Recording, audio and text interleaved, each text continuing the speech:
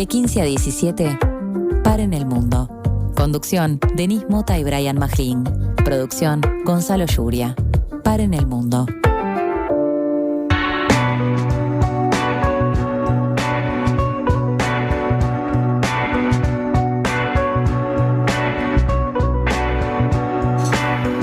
Muy buenas tardes, este es Paren el Mundo del lunes 11 de mayo, acá soleado, hermosa visión, no voy a decir como siempre porque viernes era asustador el paisaje, ahora hoy sí, hoy los barquitos están navegando tranquilamente, no, están parados, ¿no? Tampoco vamos a pintar un cuadro que no existe, pero es lindo, es poético. ¿Cómo estás, Brian, querido? Hola, mi querida Denise. Buena semana. Muchas gracias. Bienvenida de nuevo a este programa número 25 de Paren el Mundo. Número 25, número redondo. Venís llevando la cuenta. Lo hice ayer para poder sorprenderte al aire. Usé todos los dedos que tenía disponibles y le fui sumando y todo y llegué a 25. Sí, vos decías muy esto. Bien. Lo que se ve desde la ventana es que, además de que está despejado y eso ya frío pero soleado, a mí ya me pone de buen humor. Es que planchó un poco el viento, ¿no? Porque ahora por lo menos los barcos que se ven desde acá no se sacuden, que era lo que se veía el viernes, porque había mucho viento. Era impresionante, sí. ¿No? Entonces, está muy lindo. Acá en estas alturas de la Ciudad Vieja se puede observar y a veces da un poquito de miedo, ¿no? Tanto viento. Pero hoy no, hoy es un espejo. Hoy está hermoso. Es un espejo, la bahía está hermosa. Es un espejo, estamos para la poesía. Es una poeta, ¿eh? Sí, una poeta. O sea, hago poesía del día a día. Bueno, y también hacen poesías del día a día. Poesía cotidiana. Poesía es como la facultad de la vida, ¿viste? Sí, la poesía coyuntural. Ahí va. Vamos a empezar a hacer poemas. Voy a empezar a traer haikus. Sí, sobre Irán, sobre Hormuz, sobre Trump. Podemos hacer, ¿por qué no? Podemos hacer. Ojo con esa propuesta. Así como lúdica.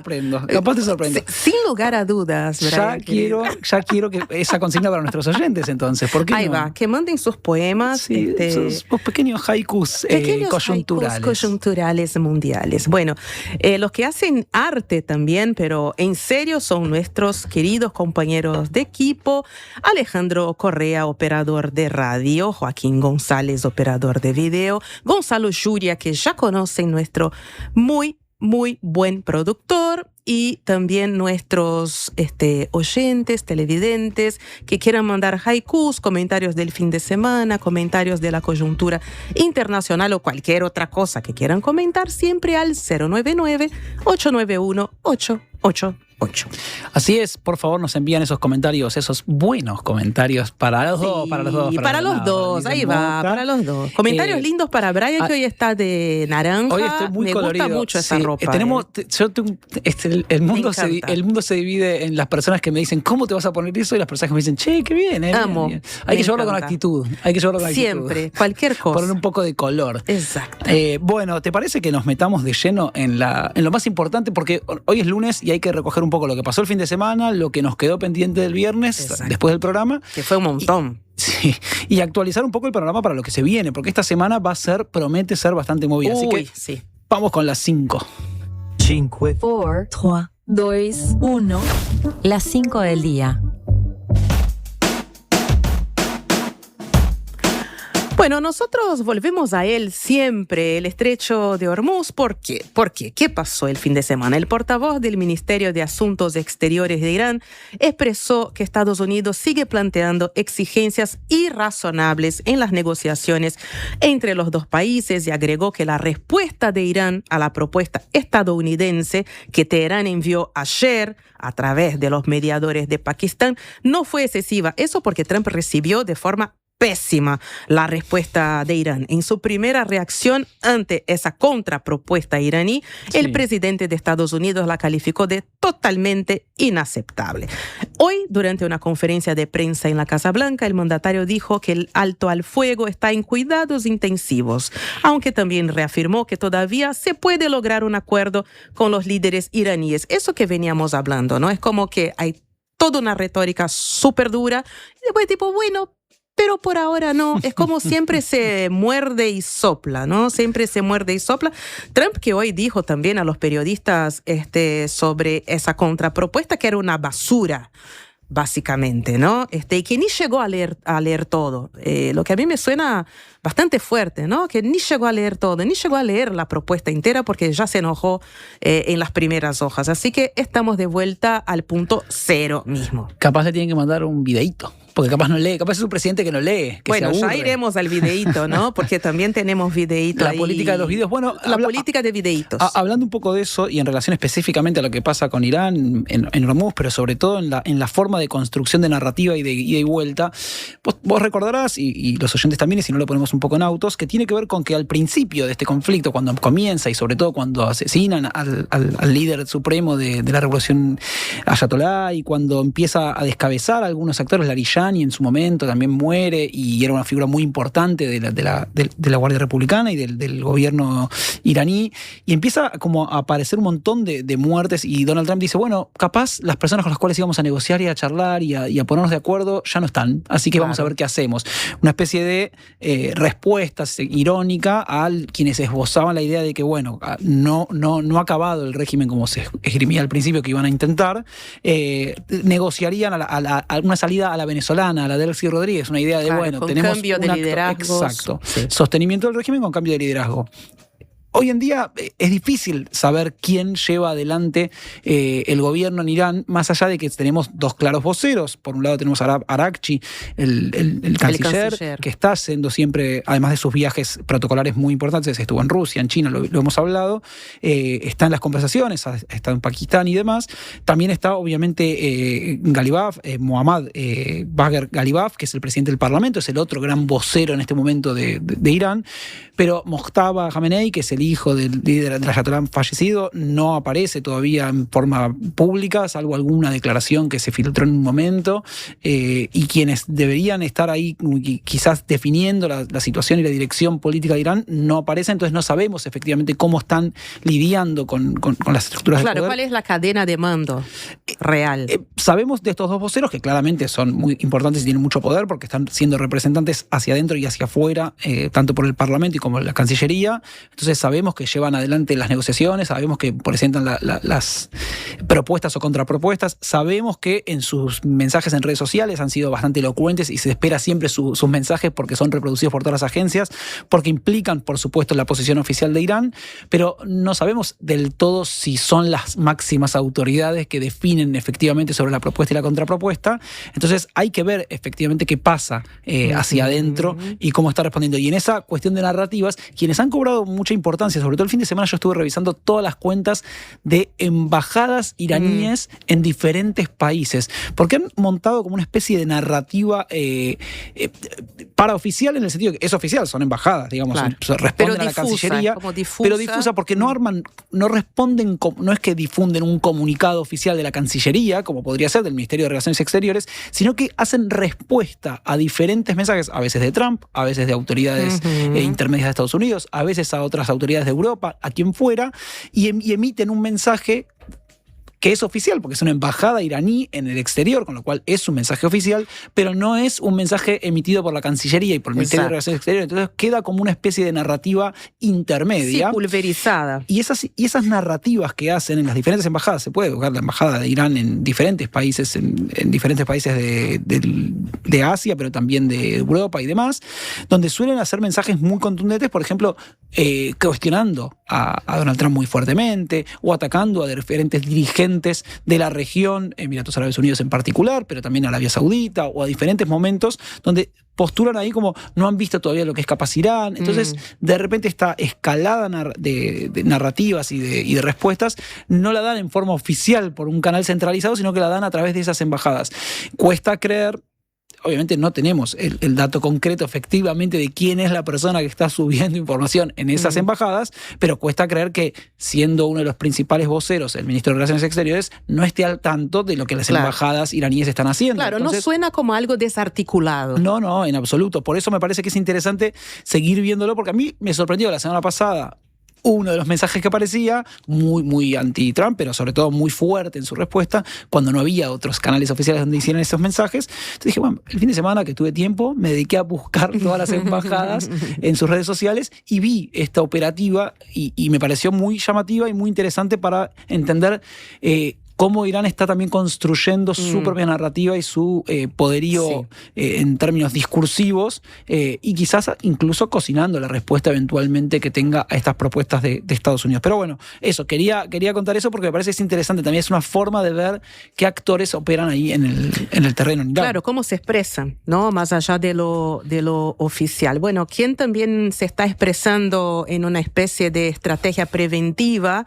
es China, porque en un video publicado este lunes, en la previa de la visita de Trump a Pekín, donde se va a reunir con Xi Jinping, el jueves la Cancillería de China llamó a una coexistencia pacífica con Estados Unidos. En un video elaborado por el Ministerio de Asuntos Exteriores chino, se destacan momentos históricos de la cooperación entre los dos países y los esfuerzos conjuntos para abordar desafíos globales como el terrorismo y las crisis financieras. Asimismo, se subraya que el respeto mutuo, la coexistencia pacífica y la cooperación mutuamente beneficiosa siguen siendo el camino indicado a tomar para las dos mayores economías del mundo. Sin embargo, ese video tiene un tono muy particular porque empieza como convidando a la amistad y recordando estos momentos idílicos, digamos, de China y Estados Unidos ante los males del mundo, y termina con una subida de tono bastante interesante, ¿no? Brian, vos que pescaste en tu investigación por el mar de internet ese fin de semana, y hoy me pareció espectacular porque escribí mejor el video. El video arranca con esto que vos decías, primero como revisando la forma en que Estados Unidos y China han construido un vínculo, sobre todo después de la Segunda Guerra Mundial, en los años previos, pero sobre todo a partir de la Segunda Guerra Mundial, la incorporación de China después a la Organización Mundial del Comercio, muchos años posteriores y demás, pero es esa forma de construir juntos, primero en su lucha, lo recompone de esa manera, la lucha contra el fascismo que dieron en forma conjunta, y posteriormente la creación de lazos y una interrelación económica, insisto con esto de la apertura de la Organización Mundial de Comercio a China o China incorporándose, porque es central a lo que muestra después este video en su narrativa, que es el grado de interdependencia que tienen las economías de un país y de otro, sobre todo quizás en forma un poco chicanera, podemos decir también. China selecciona al caso de Apple y de Tesla, recordemos, por un lado la empresa quizás emblema a nivel marca país de Estados Unidos, con todo lo que fue el desarrollo de Steve Jobs y el iPhone y todo lo demás, pero posteriormente Tesla, que es la empresa emblema hoy en día de Elon Musk. Entonces, dos empresas que son muy importantes para Estados Unidos, no solo en su economía, sino también en su poderío narrativo y discursivo, que dice China, el 80% de Apple se produce o tiene sus desarrollos industriales y sus plantas en China, y el 50% de Tesla también, con lo cual le marca el terreno. No es que dice solamente tenemos economías muy interdependientes y relacionadas y demás, que podría ser una construcción diplomática muy elaborada y muy sofisticada, sino que además le marca dos claros, dice, y tus dos empresas más importantes o que en el mundo son más reconocidas están acá. Bueno, más allá de esa parte donde repasa todo ese vínculo y habla de cómo, bueno, la coexistencia, dice dos cosas muy, muy concretas que a mí me llamaron la atención. La primera es, el mundo es demasiado chico para que China y Estados Unidos estén peleados. Es fuerte. Dice así, el mensaje oficial de la Cancillería china. Claro, mientras había una imagen como de una enorme ola a lo tsunami, ¿no? Sí, deberíamos, o sea, nosotros tenemos acá un audiovisual para los de YouTube, después la próxima, pero me comprometo que mañana vamos a compartir este video porque está buenísimo, que cuando hablemos de esto quizás lo podamos poner de fondo. A veces uno no se olvida que tiene a disposición, porque tenemos la mentalidad de radio. Pero creo que estamos haciendo una buena descripción al interpretación. Y después, aparte de decir eso, decir, bueno, el mundo es demasiado chico, el planeta es demasiado chico para que China y Estados Unidos estén peleados, dice, bueno, cada uno tendrá que ver, qué sé yo, visita a Donald Trump, a Xi Jinping, muy histórico, las relaciones comerciales, las relaciones diplomáticas, etcétera, y dice, así abiertamente dice, Estados Unidos tiene que decidir qué quiere hacer. Wow. O sea, como diciendo, miren, es el momento donde Estados Unidos dice, vamos a ser amigos, sigamos en el plan amistoso, desarrollándonos mutuamente, o no estamos del mismo lado de la historia. Y ahí un poco vamos a poder recuperar todo lo que venimos hablando en este último mes, desde que empezamos el programa, pero con las diferentes visitas que tuvimos, Daniel Barrios y demás. Cuando hablamos mucho de la cuestión china, mucho de lo que se habló en este programa tiene que ver con la idea de una potencia en declive, Estados Unidos, y una en ascenso, China.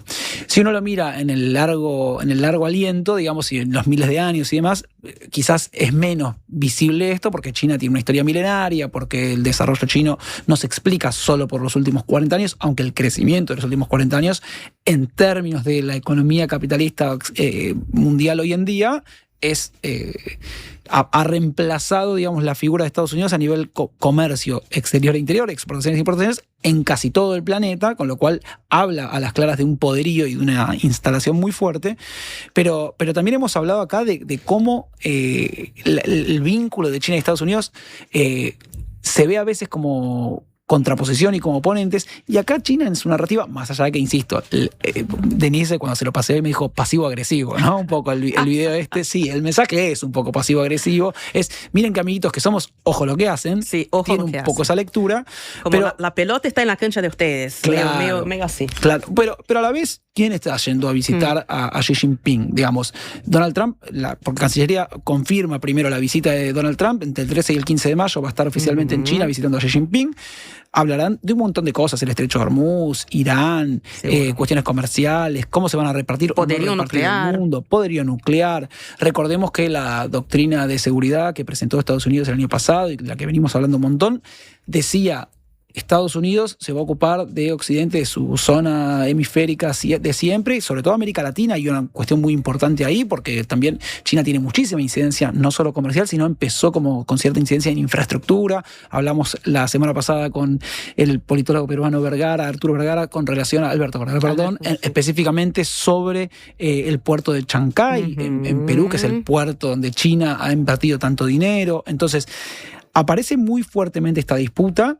En el video aparece también diciendo que en el Pacífico que cada uno haga lo que les parezca. Exactamente, pero a la vez, en principio, en esta idea de la potencia declinante y la potencia en ascenso, China parece decir: che, podemos convivir pacíficamente. Exacto. No necesariamente tenemos que disputar en términos de qué potencia va a dominar sobre el mundo. Creo que la dominación de China eventualmente, y eso sí lo venimos hablando muchísimo y vamos a ver cómo se desarrolla después, tiene que ver con precisamente el poderío económico, infraestructural, y cómo llevan, si Estados Unidos fue el que durante muchísimos años dijo voy a llevar la democracia al mundo, porque así se postulaba, China dice yo voy a llevar capaz el desarrollo. Exactamente. Esa visita tiene un peso superlativo. Es, por ejemplo, el primer viaje a China de Trump desde 2017. O sea, hacía 9 años que no pisaba China. Hay anuncios siempre desde el lado de Estados Unidos de que Xi Jinping anunciaría la compra de aviones de Boeing, que tiene entre varios objetivos también, más allá de hablar de Irán, Taiwán, pero también ampliar la tregua comercial que permita el flujo, ¿no?, de elementos, de metales conocidos como tierras raras de China a Estados Unidos también, que Estados Unidos es sumamente dependiente de estos recursos. Y el encuentro anterior entre Trump y Xi Jinping había sido en octubre en Corea del Sur. Entonces, después de muchísimos años, va un presidente estadounidense, va Trump al territorio de Xi Jinping, que tampoco es un detalle chiquito, ¿verdad? No, de hecho, decíamos, Xi Jinping visitó la Casa Blanca por última vez en 2017 también. 2015 con Obama, y en 2017 estuvo en Mar-a-Lago, es verdad, lo visitó a Trump específicamente en Florida, es verdad. Entonces, con Trump. Sí, con Trump ahí sí, primero, pero a la Casa Blanca fue con Obama nada más. Se hace mucho también más ahí hay, por eso, para 2026, fin de 2026, se anuncia y lo esperan ahí en la Casa Blanca para dar ese abrazo de oso que te hace Trump cuando visitas. Pero ojo que Lula salió muy bien, hablando de tu presidente. Bueno, ya estaremos hablando sobre eso más adelante, desde Brasil, pero seguimos. Y lo otro que quería mencionar, pero brevemente, es que reiterar, digamos, el compromiso que tenemos de en algún momento analizar muy en profundidad la interna en Estados Unidos y cómo está la situación interna en Estados Unidos, porque mientras pasa esto y actores, analistas internacionales dicen, bueno, declive, no declive, ¿para dónde va la cosa?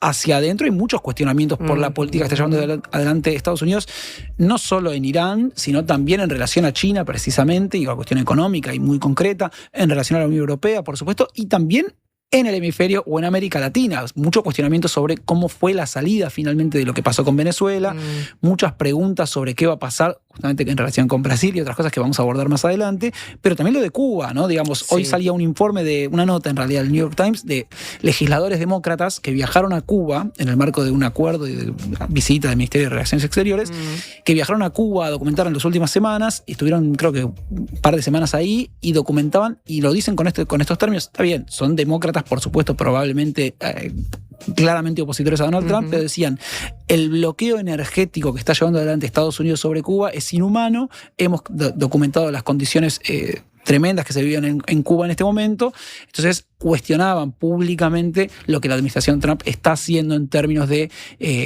asfixia económica y energética sobre Cuba. Entonces, digo, son todos focos, China, Cuba, Venezuela, Brasil, Unión Europea, todos focos que hacen a la cuestión interna, que no solo repercuten en lo que la política externa de Estados Unidos es, sino también y sobre todo las diferencias internas, recordemos, de cara a las elecciones que se vienen también de medio término en los Estados Unidos. Exactamente, en noviembre. Bueno, también tremenda la situación del primer ministro de Reino Unido, Keir Starmer, que está cada vez más complicado mientras se suman también, por hablar de oposición, ¿no? Desde adentro de su sector político, el Partido Laborista, los pedidos para que deje el cargo. El detonante de esta situación fue la muy mala votación de los laboristas en las elecciones locales de Inglaterra celebradas el jueves, y también la histórica derrota del sector en las elecciones del Parlamento de Gales, donde por primera vez los nacionalistas independentistas fueron la fuerza más votada. El diputado laborista Alan Gemmell dijo que Starmer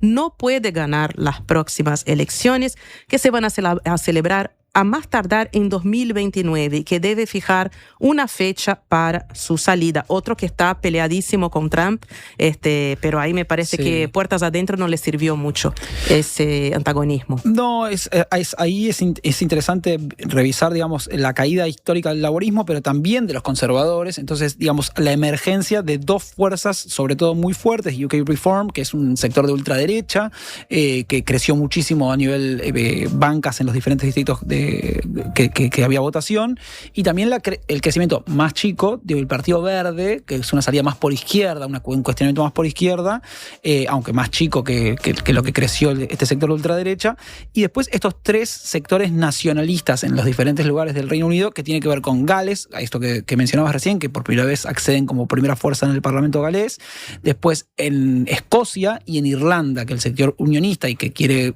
reunificar Irlanda y que tiene que ver más anti-Inglaterra, si quiere de alguna manera, también obtiene primacía, y ya hubo conversaciones hoy entre las tres fuerzas para unificar una postura y hacer crecer una unión anti-Inglaterra y que dispute, digamos, la primacía en ese sentido, anti-Londres, por decirlo de alguna manera, en realidad específicamente. Y ahí otra cosa que es que esto de, porque vos recién mencionabas lo de Gemmell y lo que tiene que ver con 2029 y que no puede llegar hasta esa fecha, recordemos que los laboristas tienen en el Parlamento Nacional más de 400 bancas, todavía tienen mayoría y podrían imponer, digamos, además hasta 2029, que son las próximas elecciones, un cambio de gobierno. Si bien la posibilidad de que Starmer caiga tiene que ver con la interna propia y este debilitamiento, bueno, habrá que ver qué otra figura dentro del laborismo podría tomar la posta de acá hasta 2029, que son las próximas elecciones. Ahí hay que ver si se produce entonces o no un cambio de figura y un recambio político en Inglaterra o no. Muy bien, vamos a la Unión Europea porque los ministros de Asuntos Exteriores del bloque aprobaron el lunes sanciones contra varias organizaciones de colonos israelíes y activistas de extrema derecha acusados de participar en actos de violencia contra palestinos en Cisjordania. Eso fue lo que informó la jefa de la diplomacia europea, la estonia Kaja Kallas. Las sanciones anteriores de la Unión Europea contra los colonos israelíes incluían la congelación de activos, la prohibición de viajar y la prohibición de acceder a instituciones financieras. Kallas agregó que los ministros del bloque comunitario también aprobaron nuevas sanciones contra altos dirigentes de Hamas. Ya era hora de pasar del estancamiento a la acción, fue lo que declaró la funcionaria en una publicación en su cuenta en X. El extremismo y la violencia tienen consecuencias, afirmó. Sí, es interesante ahí tener en cuenta que en el último fin de semana solamente hubo 20 ataques de colonos sobre Cisjordania, sobre población de Cisjordania, colonos israelíes, y también recordar que este cambio de intención de la Unión Europea va en principio contra personas específicas y también contra algunas organizaciones ahí dentro de Israel, y una de esas organizaciones es promovida específicamente por el ministro de Finanzas del gobierno de Netanyahu, que es Bezalel Smotrich, que tiene una de sus figuras sancionadas ahora por la Unión Europea y que antes había sido nombrado como una especie de responsable de asuntos de territorios en el gobierno israelí, con lo cual estamos hablando de personas que por un lado son a veces marginales, los colonos que están ahí, pero tienen un apoyo estatal fuerte y además algunos incluso están incorporados al gobierno, que es algo novedoso. Durante esta semana también vamos a abordar un poco ese tema en más detalle y vamos a poder hablar un poco de la composición interna de la política israelí para poder entender un poco estos actores que tienen de repente tanto peso, pero que a la vez tienen mala fama y son, en este caso, sancionados por la Unión Europea. Así que es interesante poder verlo también más adelante. Vamos a ir cerrando esta parte de noticias, yo sé que estamos apurados, con la... con Delcy. Con Delcy Rodríguez, Venezuela, que está en La Haya en este momento en disputa con Guyana por el Esequibo. Habíamos hablado la semana pasada sobre esto. En este caso, pudo viajar con un permiso especial a los Países Bajos porque tiene sanciones por parte de la Unión Europea, con lo cual no podría pisar este territorio. Pero también hay una adenda que dice que aquellos que tengan que ir a comparecer ante la Corte Internacional de Justicia por algún caso en particular tienen permiso específico para poder viajar. De acuerdo a lo que informó el portal Euronews, se trata del primer viaje a Europa de la mandataria desde que ejerce la presidencia de Venezuela, tras la captura de Nicolás Maduro por parte de Estados Unidos el 3 de enero. Bueno, decíamos que desde 2018 está en la lista de funcionarios sancionados por la Unión Europea y ha logrado viajar para este caso en particular. Vamos a ver cómo se resuelve esa situación específica del Esequibo, que hace más de 100 años está bajo dominio de Guyana y que en estas últimas horas se recrudeció el conflicto y la disputa, una zona de muchos recursos también naturales, y que Venezuela, especulan dentro de Venezuela, gracias a la cercanía que Delcy está teniendo ahora con Donald Trump, quizás consiga apoyo en esa disputa de tantos años. Bueno, muy bien. Seguimos entonces para saber qué más pasa en Para en el Mundo. Lo que viene. Bueno, después de la pausa vamos a hablar con la periodista brasileña Camila Xavier en realidad, que nos va a contar desde Brasilia algunos temas de la actualidad política del país, donde si bien todavía faltan 5 meses para las elecciones, el clima electoral ya está sumamente instalado. Más adelante en el programa van a estar con nosotros nuestros politólogos que nos acompañan todos los lunes, Federico Musto y Valeria Bonomi, con una nueva entrega de su ciclo sobre las extremas derechas y la llamada batalla cultural. Ya venimos.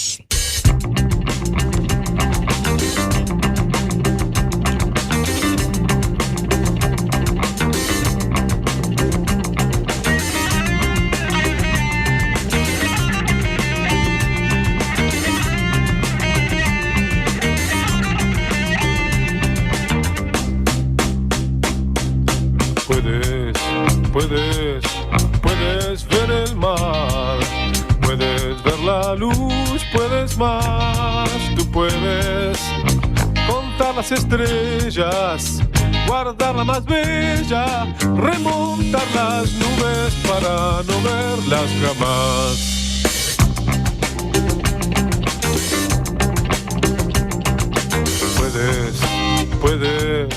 Puedes divagar, puedes dar a luz o matar si quieres, vestirte de reina, gobernar la tierra y elegir el hombre más hermoso para amar.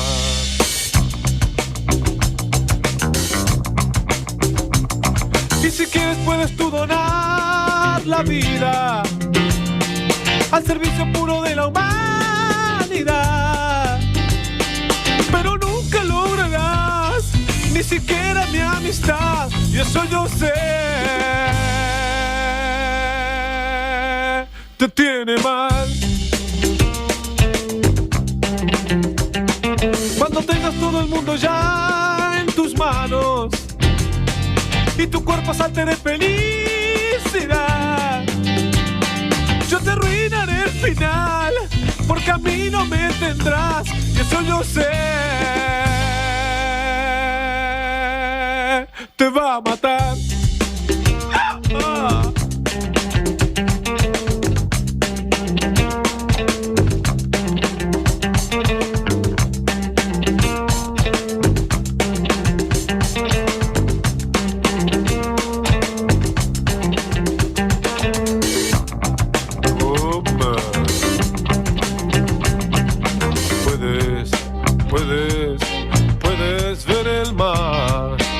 puedes ver la luz, puedes más, tú puedes contar las estrellas, guardar la más bella, remontar las nubes para no verlas jamás.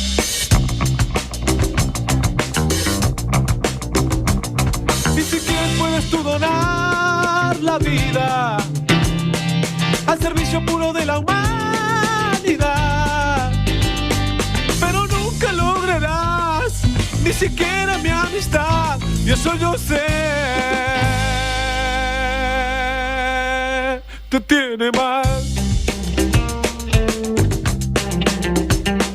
Cuando tengas todo el mundo ya en tus manos y tu cuerpo salte de felicidad, yo te arruinaré el final, porque a mí no me tendrás, y eso yo sé. Te va a matar.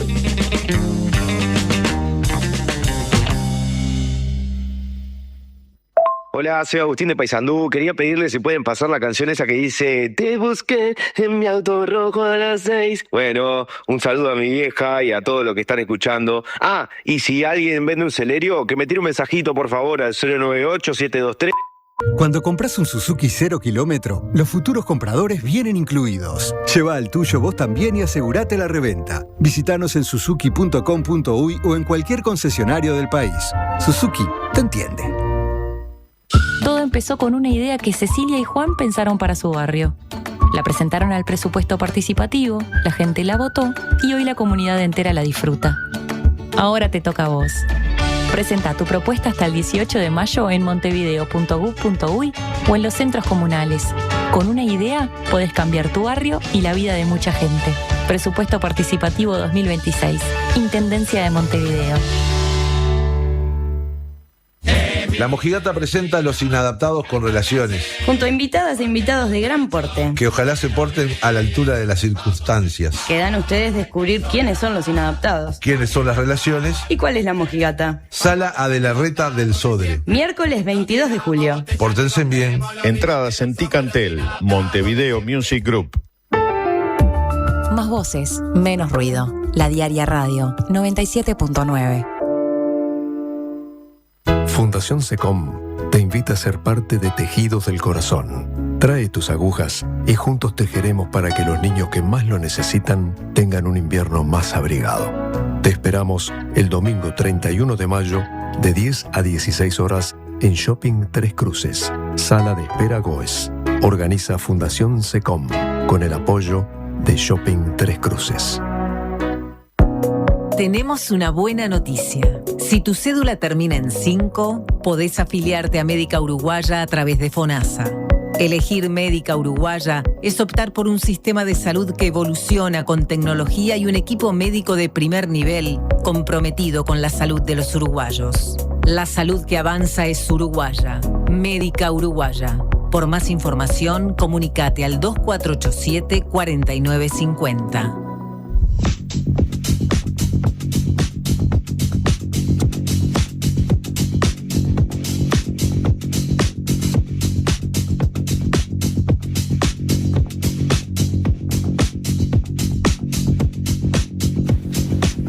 Volvemos a Par en el Mundo y ahora vamos a Brasil, más precisamente a Brasilia, porque ahí está Camila Xavier, periodista del portal Metrópolis, con quien vamos a hablar sobre la actualidad política del país. Hola Camila, ¿nos escuchás? ¿Nos ves? Hola, sí.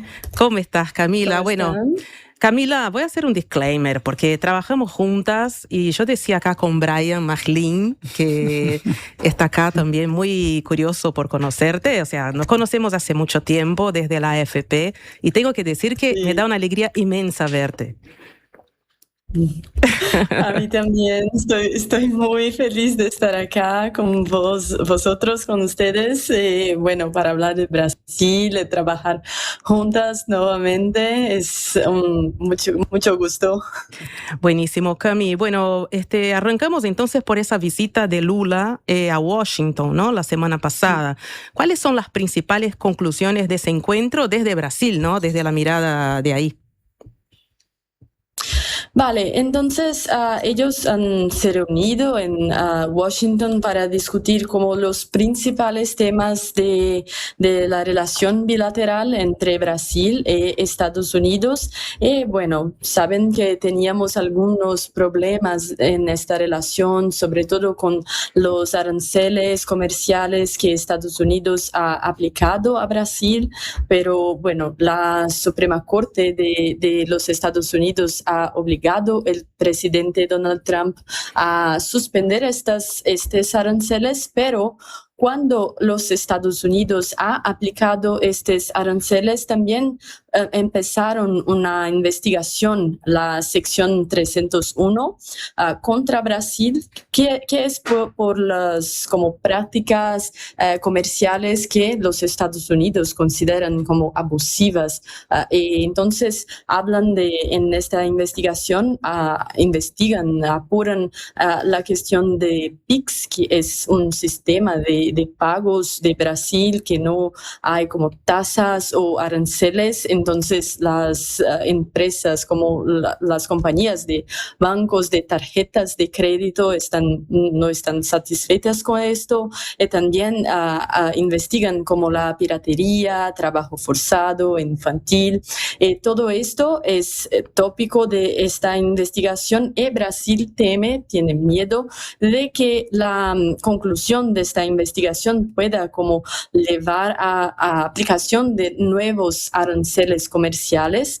Entonces, el principal tópico debatido fue esta cuestión, y ahora tanto Brasil cuanto Estados Unidos tienen un grupo de trabajo para debatir este tema, y la idea es que en 30 días puedan tener como una conclusión sobre esto, o que es muy importante sobre todo para Brasil, para intentar de evitar nuevos aranceles, y el gobierno de Brasil tiene buenas esperanzas porque, bueno, tanto el presidente Donald Trump cuanto el presidente Lula se reunieron, pudieron como hablar y Brasil presentar sus argumentos contra estos aranceles, y también sobre otros temas que vamos a debatir acá, pero están con un poco de cuidado, como de cautela, porque saben que el gobierno de Estados Unidos es un poco como imprevisible, puede decidir algo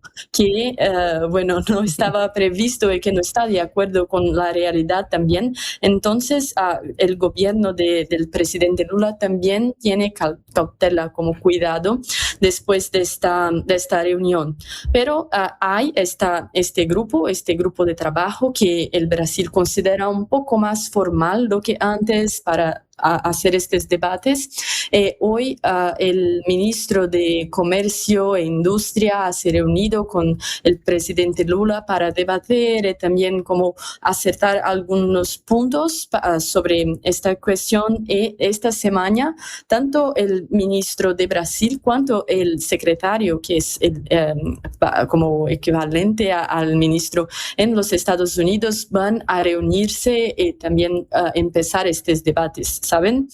Y bueno, pero no fue solamente cuestiones comerciales, también hablaron del combate al crimen organizado, porque, bueno, los Estados Unidos ha presentado a Brasil hasta algunos meses la intención de clasificar algunas organizaciones del crimen organizado de Brasil, como el PCC, el Primer Comando de la Capital, y otras organizaciones como organizaciones terroristas. Y es algo que Brasil, bueno, no está de acuerdo, temen, sobre todo el gobierno de Brasil teme por su soberanía. Entonces, exactamente no esta clasificación, porque el presidente Lula ha dicho que esta clasificación no fue un tópico de discusión, pero discutieron esta cuestión de combate al crimen organizado, tanto que el presidente Lula ha hecho una publicación en el antiguo su Twitter sobre esta cuestión que ha invitado el presidente Donald Trump y los Estados Unidos a integrar un grupo de discusión que Brasil tiene con otros países de América Latina para debatir e intentar de combater el crimen organizado. Y por último voy a hacer como un panorama también de la cuestión de tierras raras y minerales críticos, porque fue también de discusión, pero el Brasil pensó que los Estados Unidos no dio como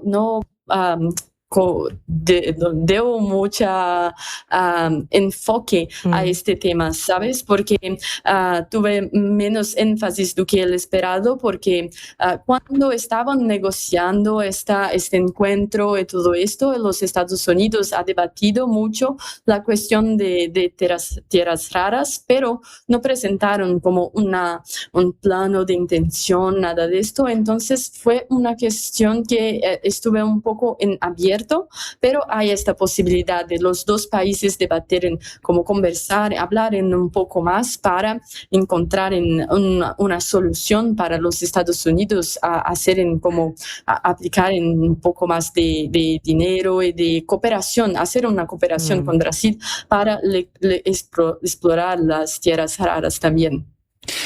Clarísimo, Camila, toda la evaluación y las conclusiones del encuentro. En principio, a mí me queda quizás para entender un poco, porque yo le mencionaba a Denise antes de empezar el programa, que me llamó la atención, me sorprendió muchísimo los videos que emitió el gobierno brasileño, los videos oficiales, tanto en X como en Instagram y demás, obviamente con una forma completamente diferente, porque son lenguajes diferentes, pero muy exitistas, como de una visión muy optimista y que casi como una especie de qué bien de salió, celebración. claro, muy celebratorios y festivos. Entonces ahí quería si nos podías contar un poco cómo, si es una cuestión también de repercusión para las elecciones en el futuro, o si tiene que ver con que la evaluación del gobierno es muy positiva, y cómo lo ve la oposición también, ¿no? Porque bueno, quedó como fortalecido, o por lo menos otra vez, en los videos parecía muy fortalecido Lula. Claro, sí, sobre todo porque con las elecciones este es un tópico que el gobierno del presidente Lula, vaya a intentar de utilizar, ¿sabes? Durante toda la campaña y las elecciones.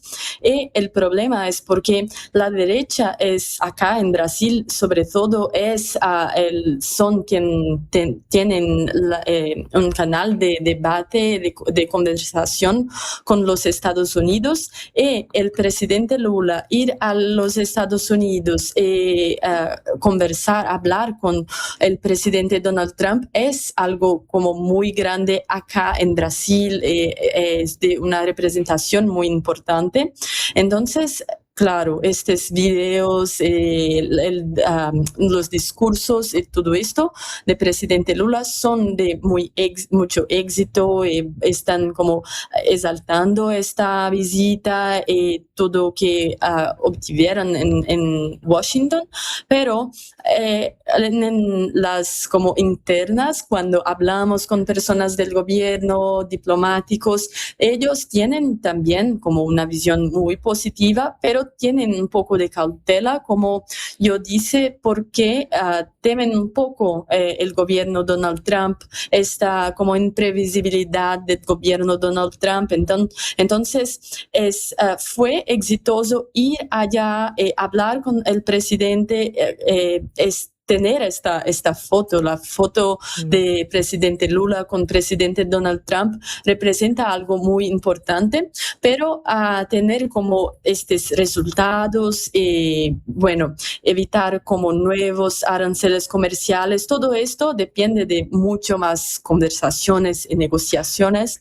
Entonces es un punto para estarmos como atentos y acompañando, pero en relación a cómo esto repercutió en Brasil, fue como un tema mucho debatido en las redes sociales. Por ejemplo, hay una pesquisa, como una investigación de datos de una empresa de acá de Brasil, Nexus, que registró como 7.9 millones de interacciones en X, Instagram, Facebook entre jueves y viernes cuando la reunión ocurrió. Entonces fue algo muy debatido, todos estaban acompañando, mirando lo que se pasaba en Washington. Por ejemplo, también en Google Trends acá en Brasil, la expresión Lula y Trump ocupó el puesto 19 entre las búsquedas como más relevantes en este periodo. Entonces fue algo con un alcance como muy grande. Pero en relación a la oposición, es algo que evitaron, como intentaron debilitar un poco políticamente antes la reunión, porque, bueno, dijeron que no conseguirían como hablar mucho presidente Lula, el presidente Donald Trump, o hicieron como ironías en las redes sociales sobre este encuentro, porque dijeron que el presidente Lula, el presidente Donald Trump, y ahora estaba intentando hablar con él. Entonces ocurrió un poco de esto. Y después de la reunión, lo que la derecha ha hecho fue de no hablar mucho de la reunión para evitar esta proyección en las redes sociales, en el debate como público. Entonces no vimos casi ninguna pronunciación, digamos así, con publicaciones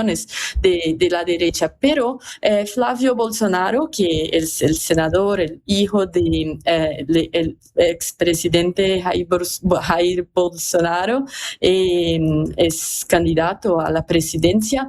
Ella publicó un video de presidente Lula, como un video generado con inteligencia artificial del presidente Lula, pidiendo al presidente Donald Trump de no clasificar las organizaciones criminales como organizaciones terroristas. En cambio, estaba entregando tierras raras en una cajita, ¿sabes? Entonces estaba como un poco humillado, algo como así.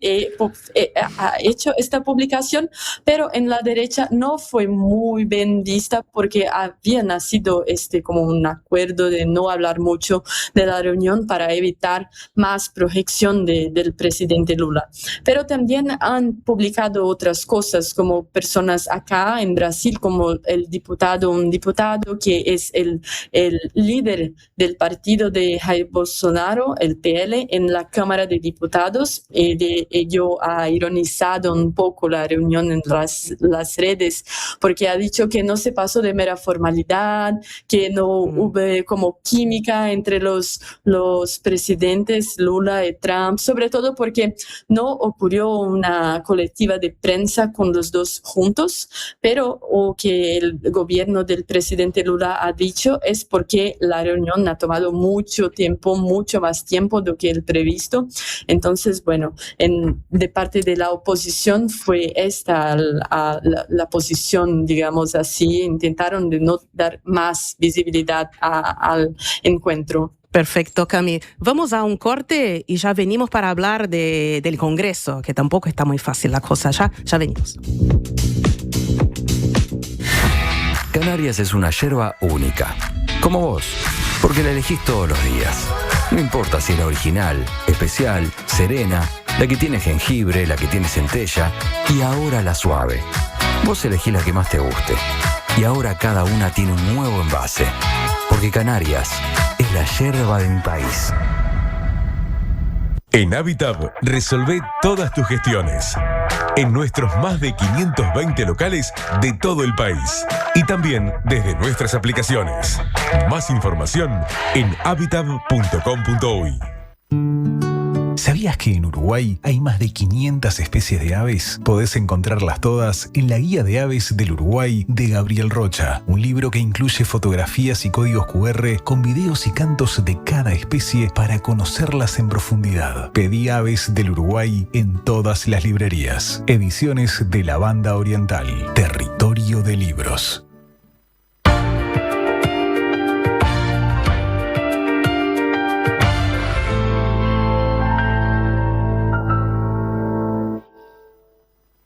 Otoño en la Zabala. En mayo, un nuevo ciclo de teatro en la sala Zabala Muniz del Teatro Solís. Margaritas en el mar, de Rosana Mutarelli. Versión y dirección, Sergio Luján. Cassandra, texto de Sergio Blanco. Dirección de Roxana Blanco. Animales de Dios, dramaturgia de Marianela Morena y Florencia Caballero Bianchi. Reykjavik, de Juan Mayorga. Dirección de Mariana Weinstein. Otoño en la Zabala. Historias con las que construimos pasado y presente. Entradas en venta en Ticantel y boletería del teatro. Prevení problemas de audición.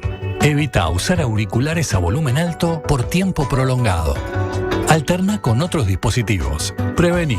Preasociate a la Española. 1920-1234 o preasociate.com.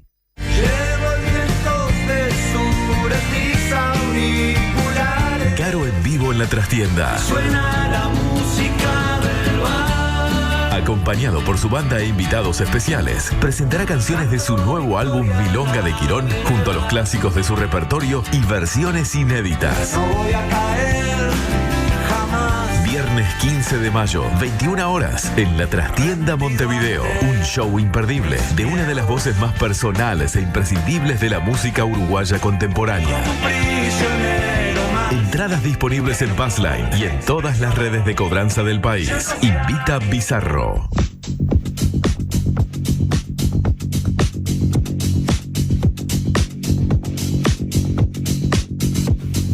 Volvemos a Par en el Mundo. Estamos en conversación con Camila Xavier desde Brasilia, periodista del portal Metrópolis y que también nos hace una puesta a punto de la vida política de Brasil en ese exacto momento. Camila, antes del corte estábamos hablando que Lula también está teniendo algunas peleas importantes en el Congreso, incluyendo 2 derrotas no menores, una para la nominación a la Suprema Corte, que tuvo su nominado rechazado por el Senado después de más de 100 años, que no pasaba eso. Estuvimos hablando un poco sobre eso en los días anteriores acá en el programa.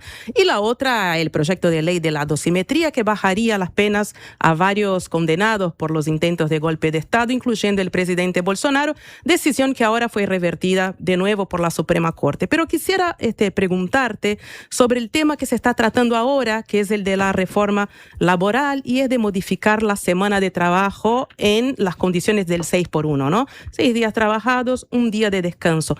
¿Cómo está eso ahora y cuándo puede quedar aprobada esa ley? Bueno, Deni, ¿qué se pasó? Es que este proyecto fue aprobado en una comisión que tenemos acá en la Cámara de Diputados, que es una comisión para como analizar la constitucionalidad, si el proyecto está de acuerdo o no con la legislación brasileña y la Constitución, y fue aprobado y ahora está en tramitación, como en debate, en una comisión especial, que es para discutir el asunto mismo del proyecto, las nuevas reglas y todo que está incluso en el proyecto. Uh-huh. Y ahora la previsión inicial es de votar este proyecto en 26 de este mes, de mayo. Y el presidente de la Cámara de Diputados desea votar hasta ahora, ya en mayo, como el 27 o hasta el final de mayo, para que así pueda ir al Senado, porque es la otra, tenemos en el Parlamento acá, tanto la Cámara de Diputados cuanto el Senado, pero allá que es el problema, porque es con el Senado que el presidente Lula tiene una relación un poco más difícil ahora, que fue el Senado responsable por rechazar la nominación, por ejemplo, del indicado del presidente Lula para la Suprema Corte. Entonces va a ser un nuevo desafío para el gobierno Lula, pero ahora es un proyecto que del fin de la escala 6 por uno es un proyecto que tiene muchas, la Cámara de Diputados también tiene muchas ganas de aprobar porque es algo muy popular en Brasil entre muchas personas. Sabemos que tenemos elecciones este año, entonces es un tópico que es muy difícil para los diputados y mismo los senadores ir contra, votar como rechazar este proyecto. Entonces pensamos que este semestre hasta como junio puede ser aprobado en el Congreso, sí.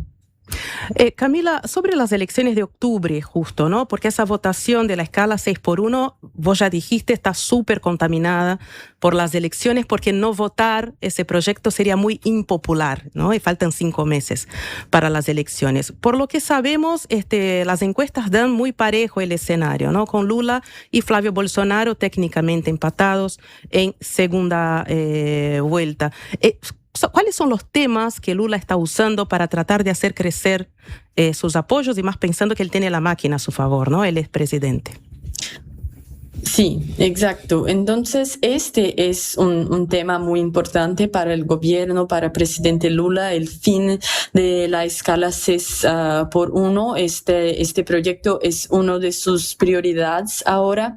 Pero aparte de esto, está mirando en algunos problemas que tenemos acá en Brasil, como las deudas de las familias. Entonces ha lanzado un programa con iniciativas para aliviar las deudas de las familias, con programas de refinanciación de las deudas, que dan como tasas de interés más bajas.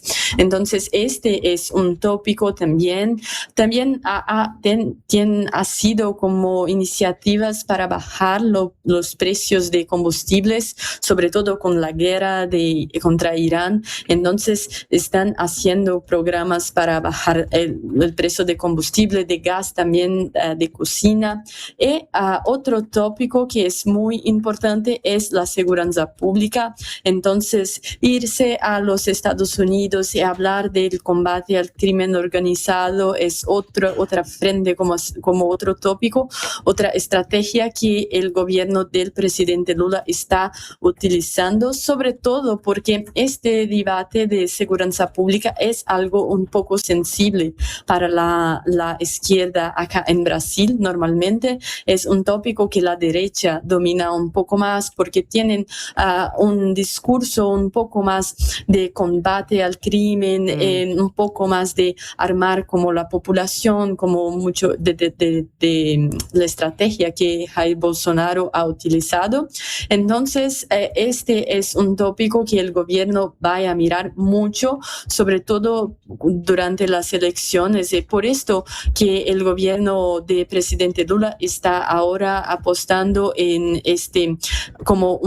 están lanzando un programa de combate al crimen organizado. Van a hacer un evento mañana acá en Brasilia para lanzar estas propuestas para combatir estas organizaciones del crimen organizado y también para asfixiar financieramente estas organizaciones. Entonces, también va a ser otro tópico. Y ahora también tenemos aprobado acá en Brasil hace un tiempo la exención del impuesto de renta, que es un impuesto que cada persona paga. No sé si tienen algo un poco parecido. Tenemos. Pero bueno, sí. Entonces, esta exención para quien hace como 5.000 reales por mes ha sido como una grande apuesta del gobierno del presidente Lula,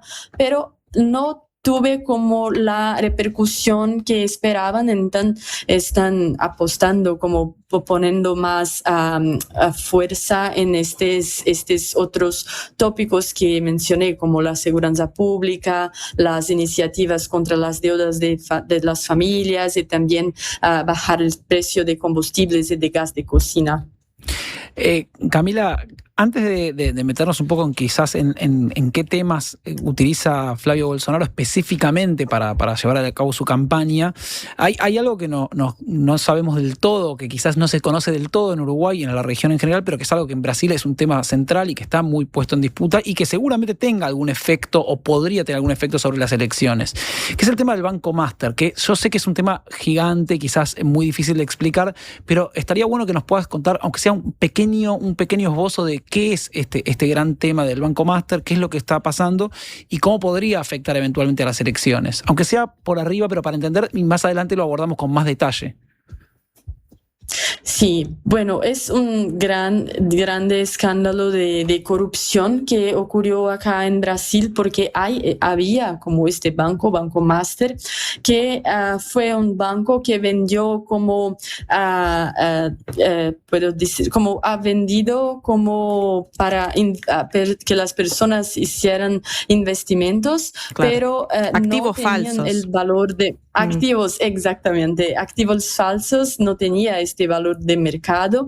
Bien. Ocurrió también una operación para que un banco público de acá de Brasil, el Banco de Brasilia, comprase este Banco Master, pero sabían que no tenía como este valor. También fue una operación que está siendo investigada porque, bueno, el Banco de Brasilia, por ejemplo, el gobierno de Brasilia no investigó como debería antes de seguir con esta operación. Entonces es un esquema, un esquema muy difícil de explicar porque tiene muchas frentes, pero el principal es que el dono de Banco Master, que se llama Daniel Vorcaro, es una persona muy conocida ahora en Brasil porque tenía relaciones con muchas personas en Brasil de la política, sobre todo también de la Suprema Corte. Entonces es como casi la primera vez que vemos algo como así, con ministros de la Suprema Corte tan envueltos en un escándalo de corrupción, porque tenemos algunos ministros que, un de los ministros que tienen una empresa, una sociedad que recibió dinero del Banco Master. Entonces son muchas relaciones, hay muchos políticos, por ejemplo, la semana pasada, un presidente de un partido de acá de Brasil, que es Ciro Nogueira, ello ha sido como algo de una operación de la Policía Federal de investigación por envolvimiento con el dono de Banco Master. Ello era un próximo de Jair Bolsonaro, fue su ministro en el gobierno Bolsonaro, también estaba como un poco más próximo de Flavio Bolsonaro, y todo esto implica en las elecciones, por ejemplo, este caso de Ciro Nogueira, porque tiene un partido que es muy importante, un partido lo que llamamos como el grande centro. Sí, en el Brasil. centrão, No son sí, exactamente, acá se conoce. Centrão, Sí. sí. No son de centro, pero de derecha, estaban como más próximos de Flavio Bolsonaro. Ahora Flavio intenta de descolarse un poco, por ejemplo, de Ciro Nogueira. Hay también personas en el gobierno del presidente Lula que tienen relaciones con el Banco Master, porque, bueno, ellos tenía relaciones con todo mundo. Ok, es transversal, digamos. La izquierda. Involucra a todos los actores políticos. Bien. Exactamente. Entonces hay ministros en el gobierno del presidente Lula que tal vez tengan también relaciones, y esto están como acordando ahora a Daniel Vorcaro, es el que era dono del Banco Master, una delación premiada que es como una colaboración con la policía para las investigaciones. Entonces es algo que estamos aguardando mucho acá en Brasil para saber más informaciones de lo que se pasó exactamente. Sí, dicen que Brasilia no respira, ¿no, Camila? Nadie duerme en Brasilia hace meses. O sea, grandes sectores económicos y políticos involucrados, quizás. Sí, incluyendo la Suprema Corte, incluyendo a Alexandre de Moraes, que es el gran paladino de la condena de Bolsonaro. De ahí también puede afectar directamente a las elecciones. Camila, y ya para ir cerrando, hablamos de Flavio Bolsonaro, ¿no? Que va pues ir probablemente a segunda vuelta con Lula. ¿En qué temáticas está basando su campaña Flavio hasta ahora? Porque todavía es precandidato, ¿no? Así como Lula. Por la legislación electoral son precandidatos.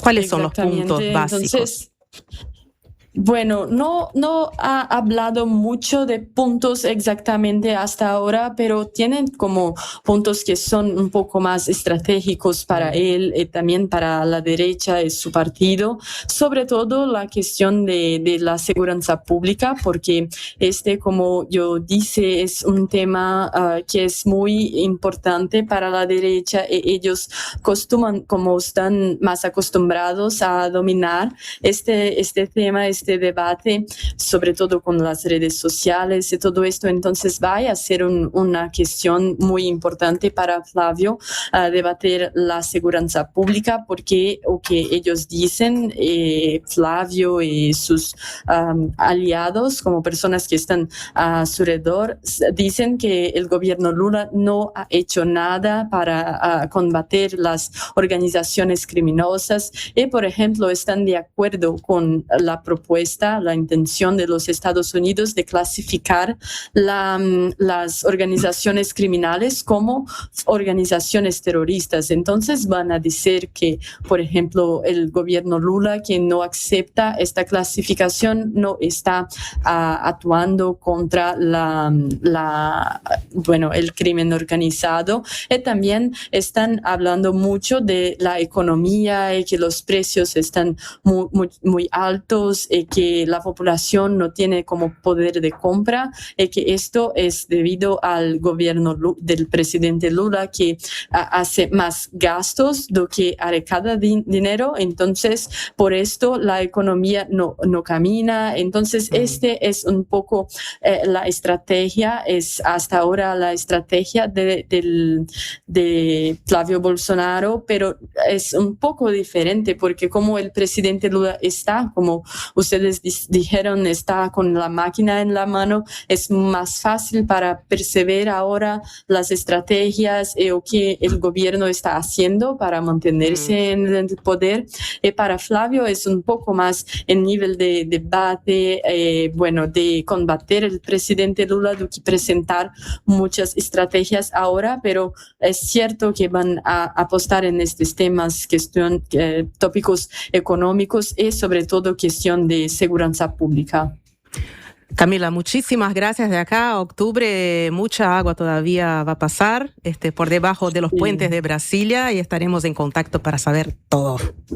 Gracias, Cami.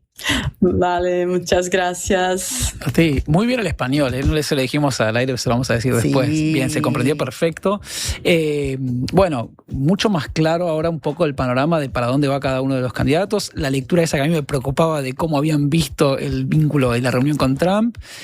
Vamos a seguir. Positivo, ¿no? Viste que están también aprovechando, porque también es todo tan volátil, porque en la política brasileña, viste que ya Cami dijo que esta semana, en unos días, ya se vota la escala 6x1, o sea, la vida. No, por eso, pero además, justamente nosotros la semana pasada habíamos hablado de los reveses que había tenido en el Congreso tan fuertes y que empezaba como de repente tener demasiados problemas internos, entonces la imagen caía y salió el fin de semana con el presidente dinámico. El presidente dinámico. El presidente dinámico, un hombre muy inteligente. Bueno, dinámico también es par en el mundo. Por supuesto. Vamos a un otro corte para después recibir a nuestros compañeros politólogos Federico Musto y Valeria Bonomi, que va a hablar de todo un poco de las ultraderechas y también de Isabel Díaz Ayuso en su visita un poco, digamos, accidentada por México.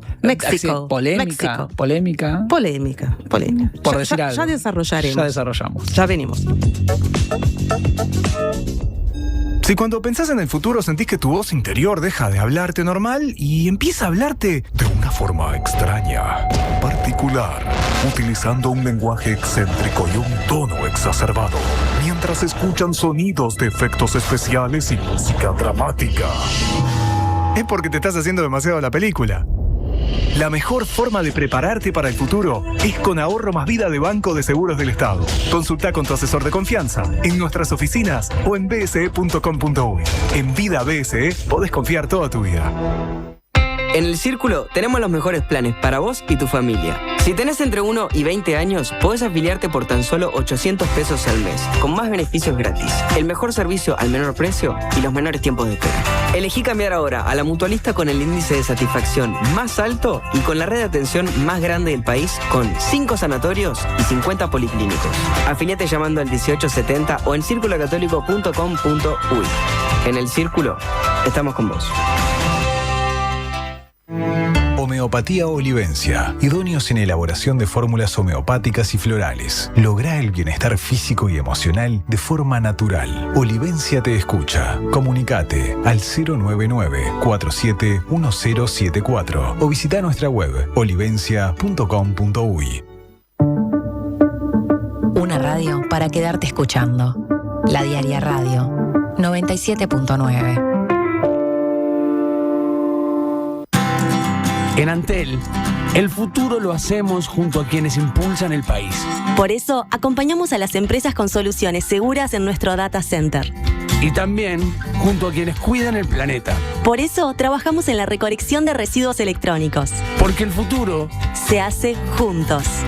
Antel, el futuro lo creamos juntos. Ya comenzó la campaña Tu Abrigo Abriga. Te invitamos a sumarte y hacer tu aporte en cualquiera de nuestras sucursales de El Dorado. Del 27 de abril al 24 de mayo, donar ropa de abrigo y frazadas para quienes más lo necesitan. Nuestro sector de atención al cliente ya está recibiendo tus donaciones. Al finalizar la campaña, todo lo recolectado será entregado a instituciones locales. Tu colaboración hace la diferencia. Juntos podemos darle calor al invierno. El Dorado, iniciativa social. No somos muchos, no somos pocos, pero estamos todos locos. No somos muchos, no somos pocos, pero estamos todos locos.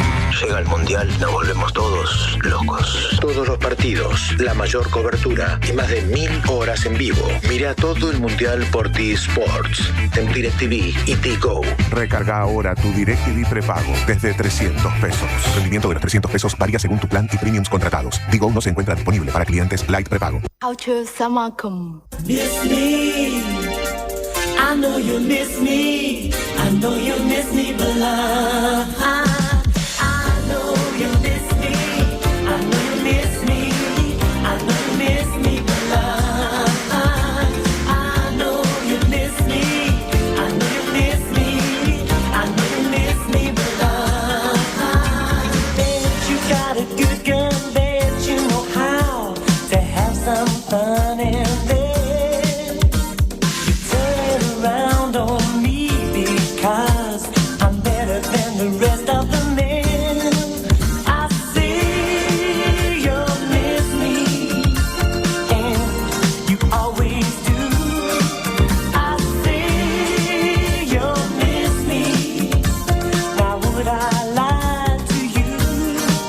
Now there's no need to demand. Grab my golden hair, I'll teach you and you'll never be sure. Much like greed, decide if you are rich or you're poor. I know you miss me, I know you miss me, I know you miss me, but I know you miss me, I know you miss me, I know you miss me, but bet you make the fool run, bet you know how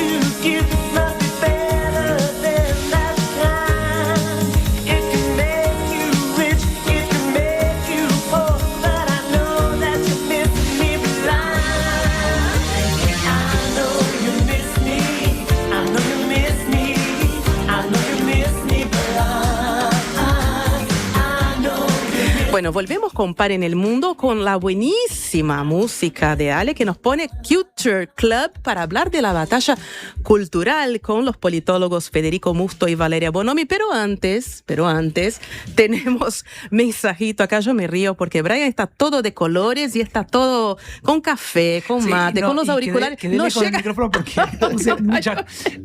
vamos a en el corte, yo en la tanda me fui al baño, es un tema mío, y me quisieron acomodar las cosas, claro, porque dejé tantas cosas en la mesa que está todo en el medio. Pido disculpas, chicos, a todos los que quisieron ayudarme. Ahora vamos a leer el mensaje. Escribo en verdad. Quedé como medio lejos, ¿viste? Estás como en la fila del sol. Si esto fuera radio nadie se entera. Yo salgo hablando así, nadie se entera nada. Pero ahora queda horrible. Les pido disculpas a los que me están viendo en YouTube. Bueno, ahí vamos.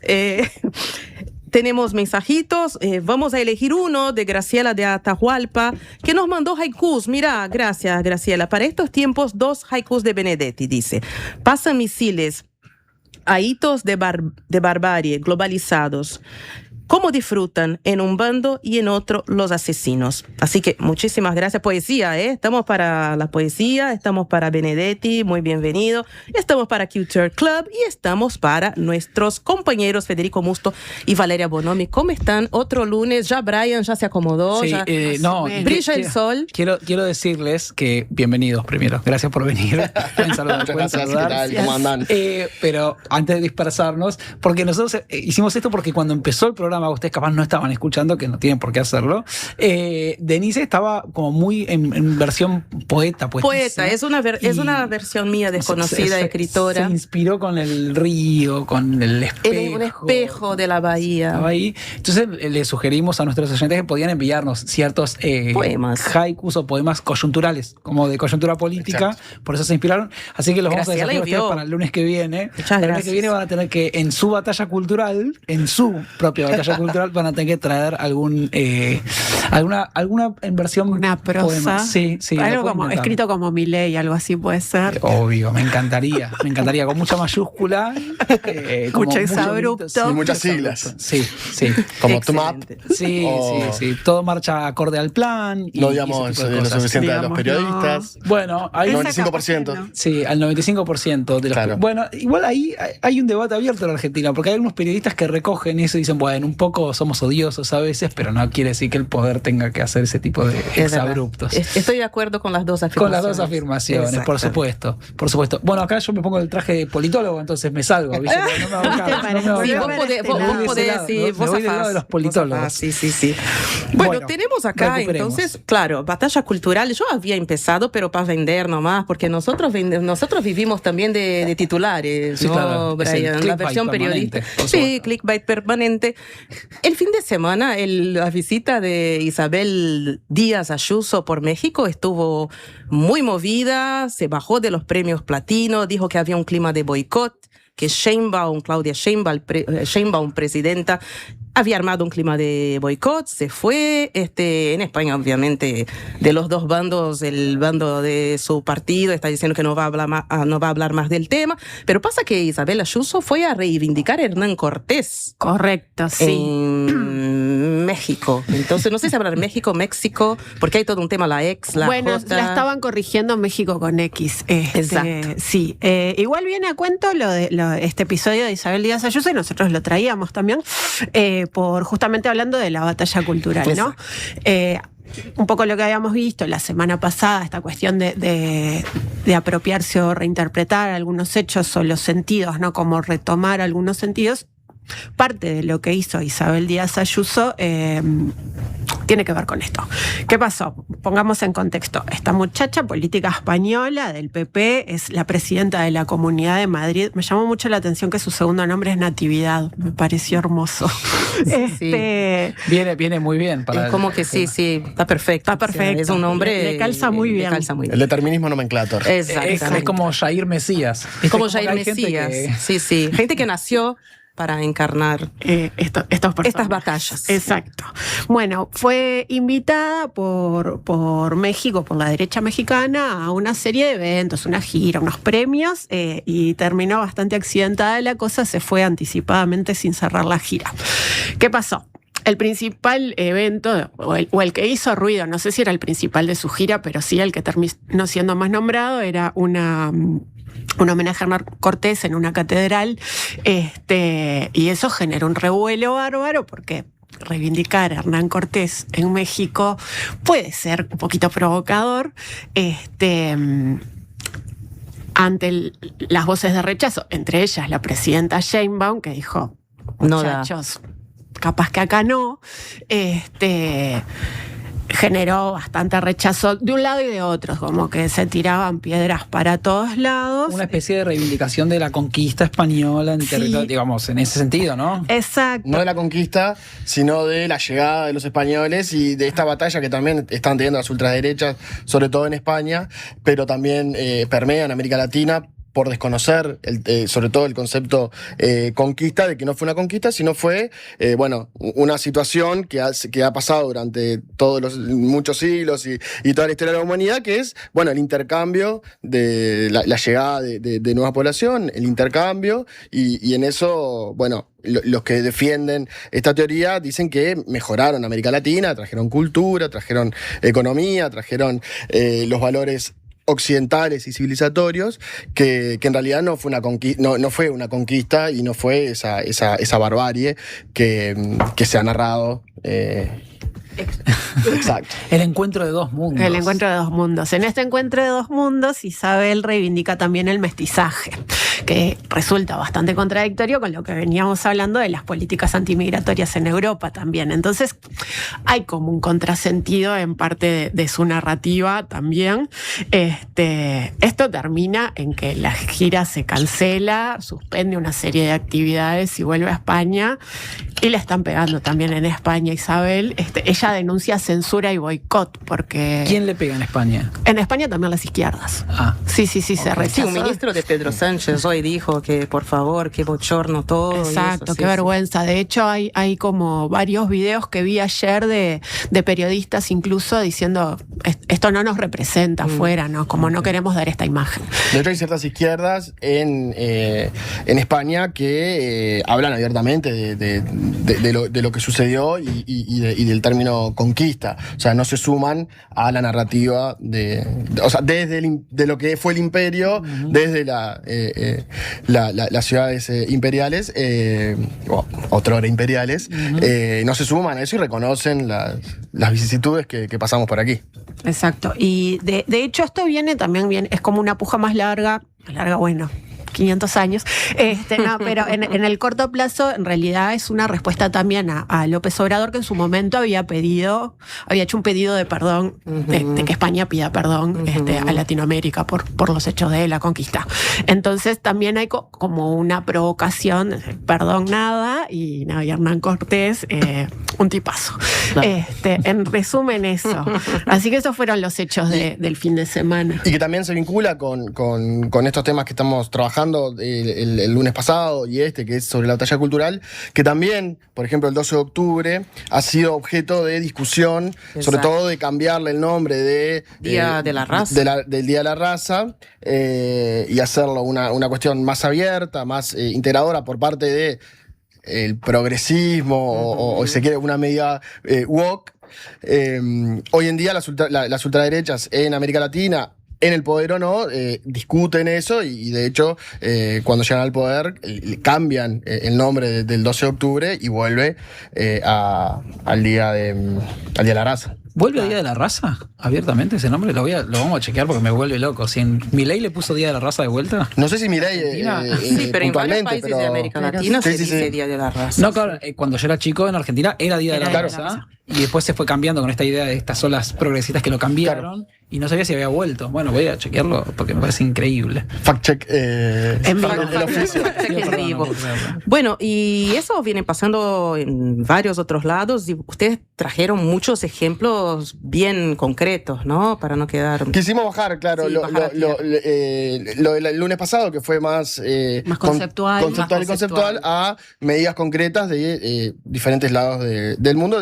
Bueno, ¿qué es eso? ¿En qué se materializa o qué se puede materializar esa batalla cultural? Obviamente una vez que se llega al poder. Perfecto. Que tiene un peso más importante a la hora de poder construir políticas públicas o disputar el sentido desde el poder, desde el Estado, es diferente. Entonces elegimos en ese sentido. Exacto. Por ejemplo, ¿qué pasó con Paca Paca? ¿Cómo es? Arrancamos con Paca Paca. Arrancamos con Paca Paca. Blandito. Sí. Bueno, bueno, sí, con perdón, los chiquitos. Sí, Día Día de la Raza le pusieron de vuelta. Mirá, se volvió. confirma. Javier Milei decidió volver desde 2024 al uso de... Para el mundo verifica... Sí, le pido mil disculpas, pero yo necesito como... No, por favor. Está perfecto, los factos necesito como chequear. Hechos importan. Y sí, un Ahí poquito va. sí. Bueno, vamos a Paca Paca. Vamos a Paca Paca Paca, que me imagino que Brian creciste con... Yo crecí, no, ¿cómo crecí? Bueno, en 2010. Brian, querido. Brian tiene 18, gente. Vamos a revelar tu cédula. En 2010 ya era un adulto consumado. Estaba cazando, no sé, más o menos. ¿Qué sé yo? Tenía... ¿Cazando con S o con Z? No, con S. Estabas en la selva misionera. Sí, cazando. Después me divorcié, la vida, yo qué sé, pero no, para mis hijos sí. Para tus hijos, mucho Paca Paca, sí. Pero está bueno igual la locución. Mi hija nació en 2015, pero ya promediando la vida de Paca Paca, así que para ya que está más cerca del Paca Paca libertario. No llegó, ya no, porque me mudé a Uruguay. Me vine a Uruguay a tiempo. No vimos al samba libertario, no. No nos tocó. Bueno, pongamos en contexto para la audiencia de vuelta, porque si no. Paca Paca, un canal público argentino. Lanzado en 2010, cuyo nombre viene del quechua, significa jugar a la escondida. Este canal se lanza apuntando a las niñeces, para público de entre 2 y 12 años más o menos, y la idea originalmente del canal era un poco transmitir y contar la historia argentina desde ciertos símbolos, valores, la federalidad, los distintos personajes representando a las provincias, ¿no? El famoso samba, que había una imagen, está ahora en la imagen para la gente que está en YouTube. Es un niño formoseño que viaja en el tiempo y va contando la historia de la Argentina. Pero bueno, llega Milei al gobierno y en 2025 cambia la programación. Paca Paca venía siendo ya criticado desde antes, en la campaña principalmente, por varias figuras del libertarismo y también en ese momento del PRO, porque las figuras cercanas a Bullrich también decían que no era necesario gastar presupuesto en un canal así, que había adoctrinamiento ideológico y ainda más. Perdón, igual vale aclarar que durante los primeros 2 años del macrismo, 2015-2016, Paca Paca se mantuvo.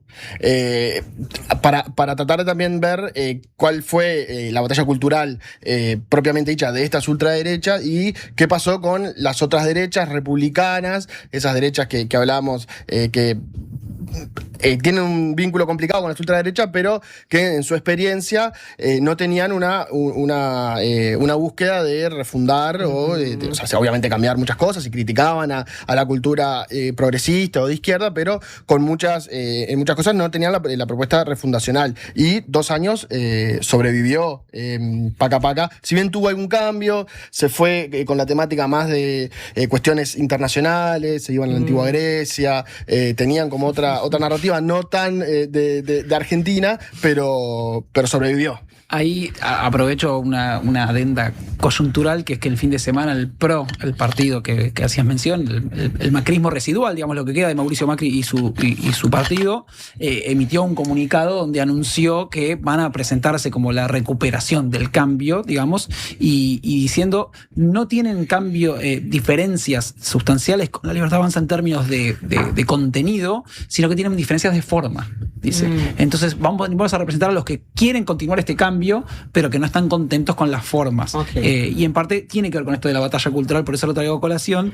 Y lo otro que quiero señalar es que esta batalla cultural, porque si tenemos Paca Paca y si tenemos a Samba en ese momento, es porque el concepto de batalla cultural, en el sentido que lo estamos abordando ahora, que es como cómo lo toma la derecha, las nuevas derechas y demás, recoge algo que tiene que ver con una disputa cultural previa, que en el caso de Argentina en particular, la creación de Paca Paca, Canal Encuentro y otro tipo de políticas públicas que llevó adelante el gobierno de kirchnerista durante 2010, pero también posteriormente y previamente había habido algunos intentos, tenía que ver con la instalación de una discusión cultural y una recuperación de algunos símbolos y una búsqueda que quizás no le llamaban batalla cultural, pero sí le llamaban de alguna forma como una disputa cultural por imponer diferencias con lo que venía previamente durante décadas y décadas. Sí, sin duda, incluso para... Eso porque como que la batalla cultural es una respuesta a veces. En la cuestión periodística, la manera de comunicar de 678, ese programa que se da todos los días en defensa al modelo y al gobierno kirchnerista,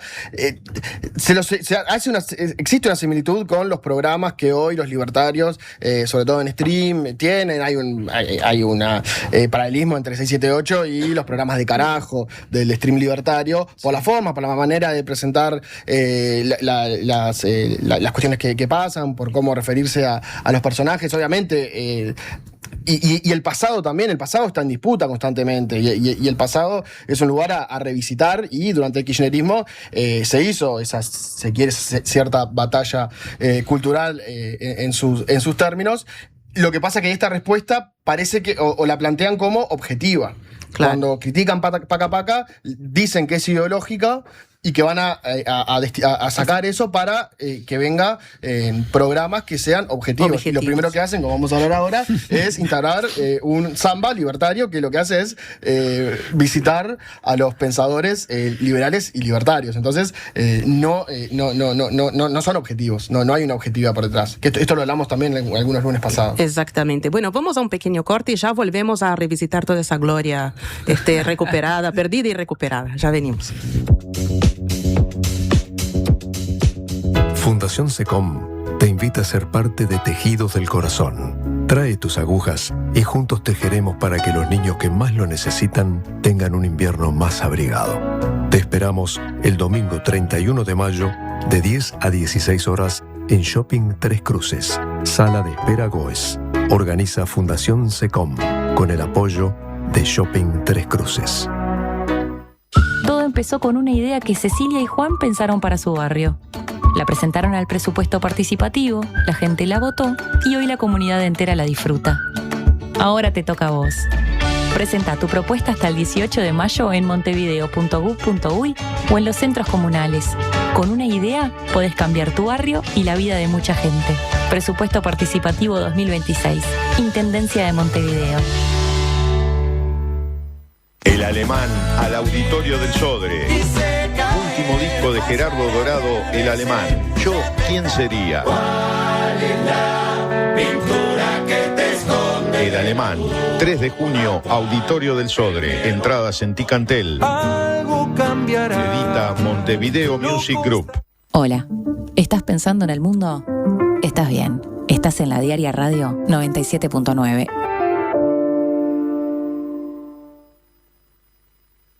¿Cómo es estudiar en la UPU?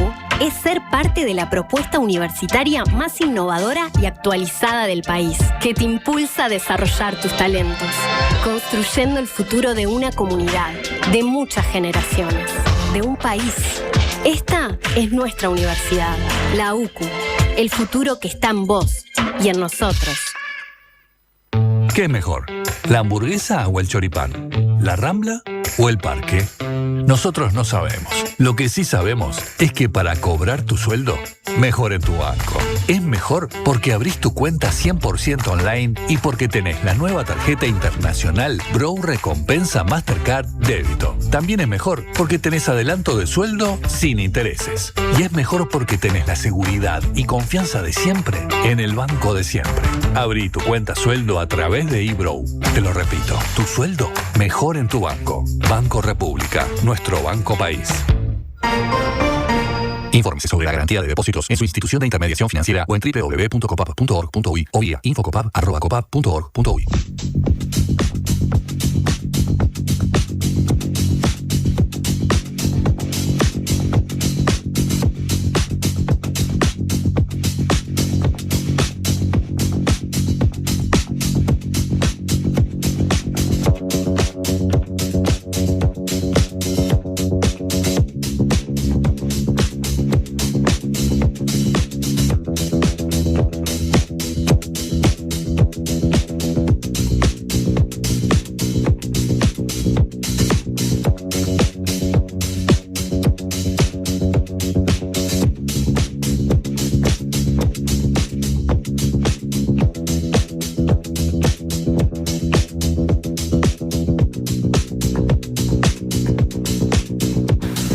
Volvemos con Par en el Mundo. Estamos con los politólogos Federico Musto y Valeria Bonomi hablando de la batalla cultural, ahora con ejemplos muy concretos, estudios de caso, casi podríamos decir, ¿no? En un lenguaje académico que ustedes entiendan, medio por ahí. Bueno, no, seguimos ahora hablando en serio. Bueno, hablábamos entonces de esa reivindicación de una objetividad, entre comillas, que en realidad es un cambio de señal para hacer lo mismo, ¿no? Exacto, sí, hay selección de contenidos políticamente orientados, sin ningún tipo de disimulo, sí disfrazado, como decía Fede, o vestido como en un manto de neutralidad, que no es tal cosa. Y no sé si llegamos a nombrar, sí, Total Twins y los contenidos que trajeron fue como medio... Fue fuera del aire. Lo que pasó en 2025 fue que el Total Twins se cambia la programación. Se traen otro tipo de viajeros en el tiempo, pero esta vez se pelean con Carlos Marx directamente y también reivindican a Adam Smith, a los pensadores, eso sí lo decía Fede, que son representativos del libertarismo o de las ultraderechas. Entonces, claro, esa objetividad no es tal. Así es. Bueno, y por ejemplo, ese caso Viva 22 de Vox, ¿viste lo que es los actos fallidos, no? Porque Fox también podríamos... También es batalla cultural. También podríamos... Lo hacemos otro día ese. Sí, otro día, de Fox Vox. News. Vox News, no, de Vox. Ese relato sobre la gloria española, que un poco antes del corte ustedes venían hablando de esa relectura, ¿no? Que podemos hacer el hilo también con Hernán Cortés, o sea, no fue la conquista, fue un encuentro de mundos bastante chocante, digamos, para los que fueron encontrados, ¿no? Pero más allá de ese comentario irónico, ese relato de la gloria española, ¿qué pasa ahí? Bueno, este es un caso similar seguimos en los viajes en el tiempo. Claro. En los eventos de Vox, en el Viva 22 específicamente, hay yo esto lo tomo de dos artículos que leí, uno de Camilo López Buriani Zanauja, le mandamos un saludo, y de Vox, una autora que se apellida Vox, pero Vox con B larga. Y Casquete, que los cuatro autores toman esta cuestión como de retomar los mitos, pero elegir qué mitos tomo. En realidad, en Viva 22, parte del espectáculo que se hacía, la introducción era un abuelo con su nieto contándole la historia de España. Pero no cualquier historia. Ahí toman 3 hechos que reivindican justamente la gloria, ¿no? El momento como Make España Great Again, pero versión Vox. Exacto. Donde el abuelo le cuenta 3 hechos puntuales que se seleccionan específicamente, que son Covadonga, la reconquista de los Reyes Católicos y la conquista de América, hablando no en términos de conquista, sino de la hispanidad y demás, ¿no? Un poco lo que comentábamos, que vino a reivindicar Isabel Díaz Ayuso. Y lo que sucede en este relato que va paseando el abuelo con el nieto, con distintas imágenes y tal, es que el franquismo no es que no aparezca, pero aparece como que se barre abajo de la alfombra. Sí, pasó esto, y se terminó, ¿no? A lo que vamos es que hay justamente una selección política de los hechos que se quieren contar y cómo se cuentan, ¿no? Una orientación política de la narrativa. No es una selección inocente, no me salto el franquismo porque sí, sino porque en realidad Vox ha sido muy hábil acomodando el cuerpo a la hora de reivindicar o no determinados hechos de la dictadura de Franco. Entonces, en todo ese relato de Viva, el franquismo no aparece. Que recordemos que Viva son unos eventos que hace Vox, que reúne, que son como los de la Derecha Fest, que se hacen en Argentina, que reúnen... Acá en Uruguay hubo también, también ¿no? hubo, Porque se hace también en Uruguay. Pero importados por Argentina. Claro, sí. Por la influencia... Hasta la productora vino a hacerlo, sí. Por la influencia del Río de la Plata. Que bueno, que juntan personas. De hecho, Milei es un orador de los participantes frecuentes, donde está la disputa política y también la disputa cultural, que para estos movimientos, que como venimos hablando no es exclusivo, pero para estos movimientos la lucha política y la lucha cultural vienen de la mano y no se explica uno sin la otra. Por eso recordamos a Milei cuando decía que Peter Thiel le preguntó cómo se sostiene esto por sus medidas económicas, y que es por la batalla cultural. De hecho, hoy en una situación donde la economía en Argentina no está en disputa, y también esa batalla cultural con la que venían, sobre todo en las narrativas anticasta o anti-corrupción, el caso de Manuel Adorni le pega doblemente al gobierno. Uno, porque la economía, en términos...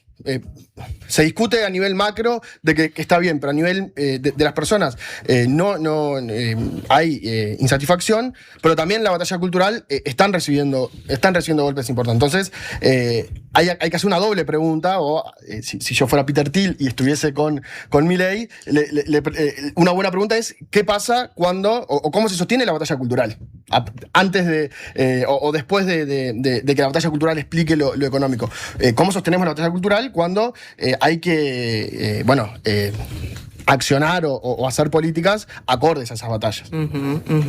Ustedes trajeron casos de Chile también, ¿no? Sí. Pero trajimos hay muchos casos. Sí, trajeron catálogo de casos concretos. Cuéntenos, cuéntenos sus casos. Bueno, el tema de Chile es interesante porque, como la audiencia ya sabe, Kast ganó después de su tercera instancia que competía como para presidente, gana y asume hace 2 meses. 2 meses, fue en marzo, va a cumplir 2 meses.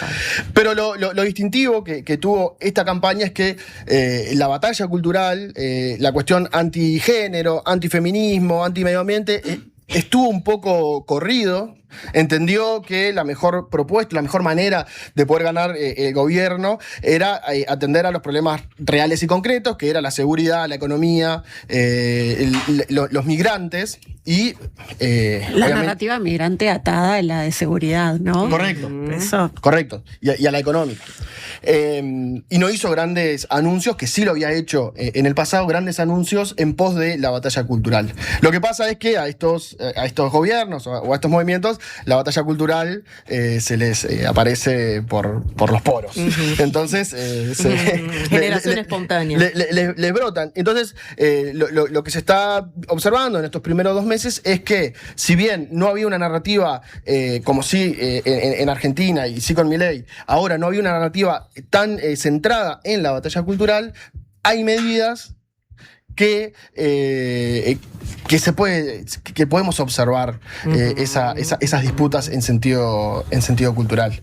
Desde poner frente a una militante evangélica frente al Ministerio de Mujer. Por esto, en campañas pasadas hablaba de eliminar el Ministerio de Mujer.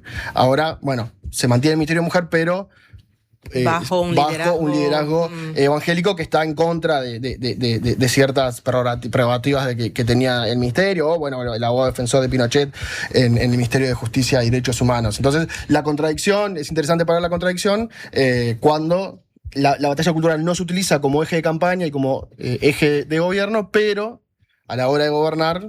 igual aparece. Claro, como guiños también al electorado, ¿no? Reafirmación de una línea filosófica, claro. Si bien no fue el tema central de campaña, igual son cosas que subyacen, ¿no? Dentro del electorado de republicanos, claro. o el electorado más hacia la derecha de Chile, que obviamente iba a estar en contra del aborto por las 3 causales, o de la financiación de un ministerio de la mujer. Esto les hace justamente un guiño. Claro. Exacto. De hecho, el Palacio de la Moneda fue iluminado de celeste por el Día del Niño por Nacer. O sea, se hacen misas por el Día del Niño por Nacer. Pero oficialmente. Misas en la Moneda. Exacto. Misas oficiales. Oficiales. Sí. Pero en la campaña, y por lo menos en estos meses de gobierno, todavía no hay una disputa, por ejemplo, clara para combatir la posibilidad que igual está bastante limitada, de la posibilidad de la interrupción voluntaria del embarazo en Chile. O sea, hay como una dualidad. Una tensión. Ustedes también trajeron, por ejemplo, ataque a la ciencia en Argentina, que ya hablamos mucho. Brian hace tipo, güey, y cuando no. No, pero está bueno tomarlo eso, sobre todo porque creo que hay 2 elementos ahí, ni siquiera sé si lo tienen como separado en ese sentido, porque hay como un ataque a la ciencia que viene al sistema científico, en realidad, no es a la ciencia, aunque ahora en estos tiempos capaz sí es a la ciencia, y ahí es cuando quería hacer como la diferencia. Uno es el ataque al sistema científico en términos fiscales, ¿sí? En términos de recursos y presupuesto, que eso sí viene de incluso antes del gobierno de Alberto Fernández. Quiero decir, viene con el macrismo, un primer ataque al sistema científico argentino, pero se siguió sosteniendo, había como una política igual pro ciencia, si se quiere, y hay un ataque contra la ciencia, ya no contra el sistema científico, después con el gobierno de Libertad Avanza. Y no sé si ustedes lo habían marcado como dos instancias diferentes. Bien. Bien, no, pensé que... no, sí, sin duda, porque no solo está ese de financiamiento del CONICET y las universidades, que... los oyentes habrán escuchado hasta el hartazgo. De hecho, mañana hay una marcha que se espera sea multitudinaria, una más a favor, en contra de los recortes en la universidad, a favor de la universidad pública y del sistema científico. Pero existieron narrativas, siguen existiendo mensajes en contra de lo que hace la ciencia. Se criticó mucho y en realidad se usó como bandera para justificar ese recorte en el CONICET, que, por ejemplo, en el debate de candidatos a vicepresidente,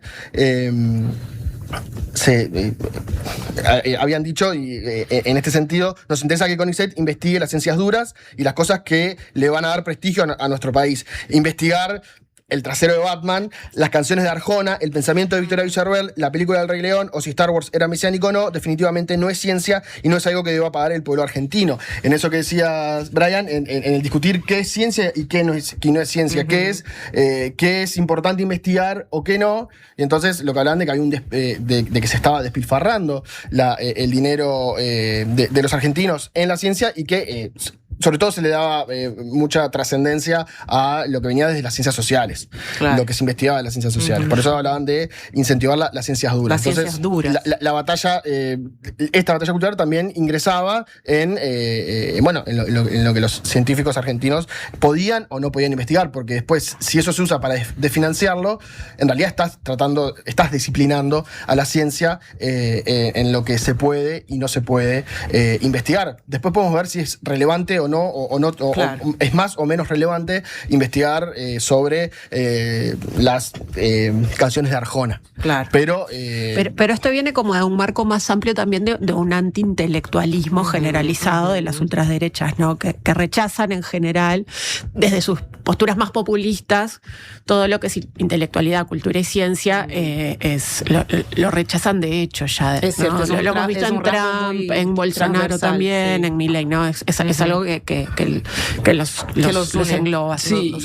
y estamos soslayando un hecho muy puntual, pero que se viene soslayando en general en la política en general, así que no somos excepción, que tiene que ver con la pandemia. Porque la pandemia fue el epicentro del fortalecimiento y del surgimiento de todo el sector ultraderechista en Argentina, y particularmente del mileísmo, y de la batalla cultural anticientífica, porque precisamente se postularon como los defensores de la libertad y que nos mantenían encerrados, etcétera, y toda esa vocación de el gobierno de científicos que en realidad nos mantuvo encerrados y nos llevó a un mal destino. También atado al conspiracionismo desde ahí, el antivacunas, el movimiento antivacunas, perdón, toda esa pata estuvo ahí también en este lío metida. En otro momento vamos a trabajar sobre la cuestión del conspiracionismo y cómo se construyen sensibilidades y subjetividades en soledad a veces o en red, pero en red digital, atrás de una computadora, pensando que se está descubriendo, se está corriendo el velo de toda la oscuridad que hay en el mundo, que nos están gobernando y haciéndonos creer que hay una realidad que está oculta. Y por ejemplo, ahora no hay un auge, pero hace 10 años se estaba en discusión si la Tierra era plana o no. Claro, hasta ese extremo se llegaba. Sí, y también hay prohibiciones de libros en Estados Unidos y Hungría, ¿no? Que ustedes querían comentar. Sí, también otro ejemplo más que trajimos fue justamente la revisión de la literatura habilitada o no, que en Estados Unidos, muy rapidito, en realidad hubo una revisión no me acuerdo del año, pero lo tengo por algún lado de todo este lío, que viene del Departamento de Defensa. El Departamento de Defensa habilita que libros están habilitados o no para que estén presentes en bibliotecas públicas o en escuelas. Ok. Hay una lista de 596 libros retirados de escuelas. El catálogo está digital, así que lo pueden ver. Es sumamente amplio, pero básicamente, no básicamente, es bastante, es mayormente. amplio, pero mayormente apuntado a temas que tratan la diversidad sexual, el feminismo y la democracia, porque qué necesidad de saber de democracia también. Han habido idas y venidas con esta censura o esta prohibición o retiro de libros. De hecho, las grandes compañías editoriales denunciaron al Estado. Hay una causa todavía, creo que de Penguin House y otras editoriales más, reclamando porque los libros vuelvan a estar presentes. Claro. Y en Hungría lo que sucede, en realidad las restricciones son más amplias, porque no son solo libros, en realidad sí hay libros, pero también hay otro tipo de cuestiones, como, no sé, poner banderas de la diversidad cuando es la fecha del orgullo. Ni siquiera eso se puede, hacer públicamente, ¿no? Va más allá. Después hay otro tipo de restricciones de precintar los libros en las librerías cuando son de estos libros observados. Verá, libros observados. Bueno, tenemos mucho más para observar en las próximas semanas, así que agradecemos mucho. Sí, les agradecemos, Vale y Fede, y además con un mensaje que dice: excelente programa, bienvenida a la columna sobre derecha, súper importante saber quiénes están y quiénes son y cómo piensan, hay que estar muy atentos, muy claro los politólogos, les dicen desde Parque del Plata en un mensaje cariñoso para ustedes, así que se los Le agradecemos. Y con eso, si le parece, los despedimos hasta el lunes que viene. Vamos a la tanda y ya volvemos. Ya venimos. Hola chicos, soy Flor de Ciudad Vieja, los escucho siempre, la radio está buenísima. Quiero mandarle un mensajito a mi vecina Carla del tercero B, Carlucci, crack, ídola, avísame cuando vendas el alto, dale, saludo banda.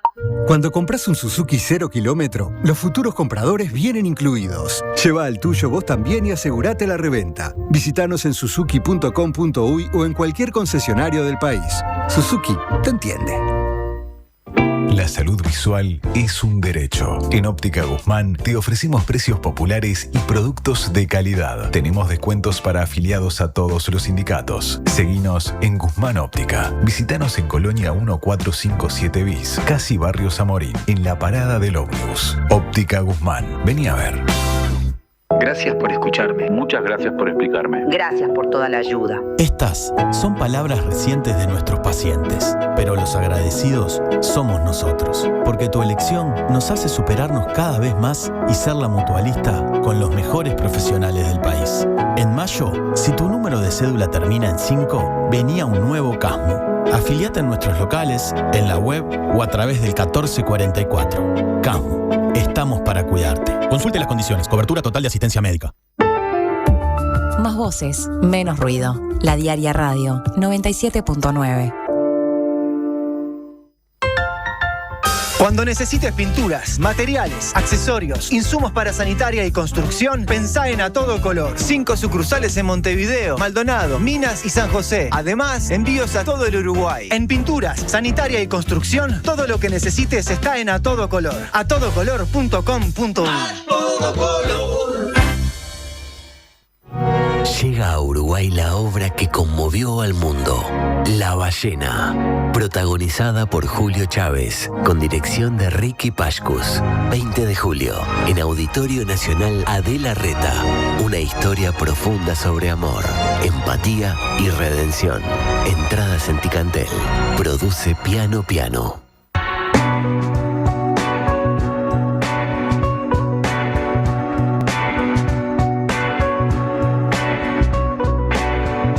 Volvemos con Par en el Mundo, volvemos para irnos en realidad y anunciar un poquito el programa de mañana que va a estar buenísimo. Claro, bueno, sí. Vamos a recibir a Guillermo Gará, que va a hablar de la nueva política de drogas de Trump, ¿no? Que hacemos una ironía acá, la nueva vieja política de combate a las drogas. Viste que a veces lo viejo funciona o a veces no funciona. Sí, depende para quién y para qué. Hay que ver. Vamos a charlarlo mañana con Guille. Lo dejamos para charlar mañana con Guille. Vamos a charlarlo mañana a ver si con funciona Guille. o no funciona. Ahí va. Y Sebastián Lacunza Mendoza nos trae los desarrollos del caso Adorni, el famoso caso Adorni que tiene miles de puntas, sobre las sospechas de enriquecimiento ilícito. Y el supuesto faro moral que venía a ser Libertad Avanza y que ahora está un poquito opaco. Ese faro parece que no ilumina tanto. Ya veremos. Pero nos vamos con buena música, siempre con Beautiful World. Mira, Alejandro se puso poético. Vamos con un mundo, una esperanza de un mundo un poco más lindo y con todas las ganas siempre con Alejandro. Muchas gracias, Denise Mota. Hasta mañana. Vamos.